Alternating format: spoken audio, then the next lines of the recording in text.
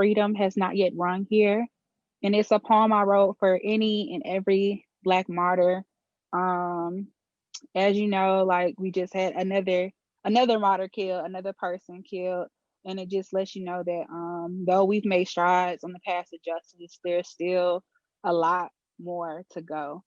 So this poem is in honor of all the Black martyrs, and I hope you like it. Dear others, others who are other than Black, not an African American, have never been called nigger or mutt, slave child, house in or field, and maybe do not understand the why. Well, here goes.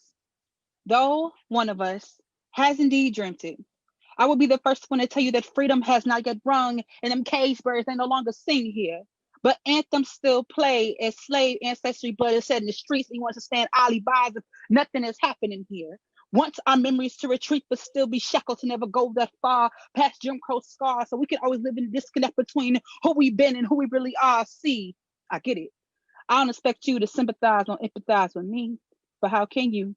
When you always been master and always been free, and freedom for you has never been attacked, no attached to any other condition other than human. I never had to justify just living. Had never been the problem. I've never had to exist between a cutter line or lynch rope. I never been 3/5 and always been whole. This land for you somehow has always been home, even though you also are a visitor, one who has indeed overstayed their welcome and forgotten all their manners that mother has taught them. For it was us that taught you how to bathe yourself, and you stole our language so that you could learn to read and write, only for you to try to turn around and take away our sight. But God gave us the vision, even though you had tried to pour this media acid over our eyes. So we, like you, can be blinded by the height.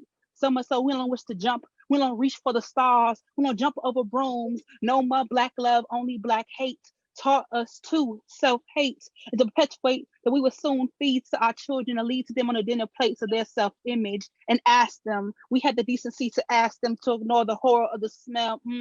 Like some chitlins, we will make a meal out of this too and feast on every government poison that you have tried to put inside our bodies and leave us for dead. Whether in Tuskegee or Money, Mississippi, how many more, huh? How many more caskets of ourselves must we lay open to make examples and see what you have done to us? Only for you to sit back and ask us why. Why we kneeling instead of standing? Maybe because our backs remain hairy from carrying crosses and taking whips of injustice that still sting out for us.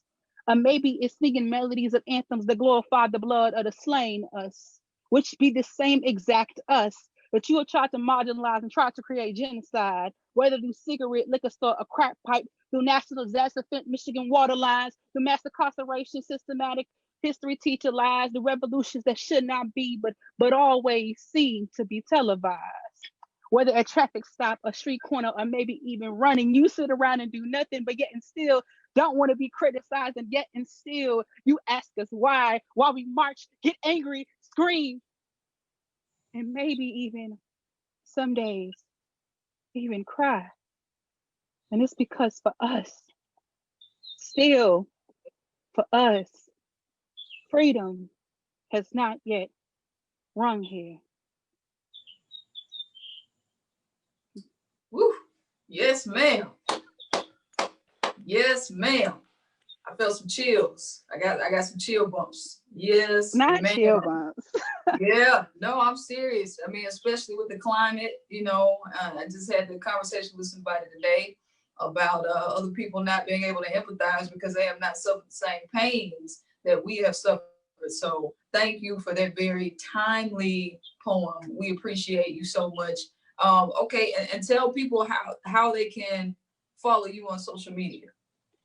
Yes, you can find me on all platforms as simply JT the Poet.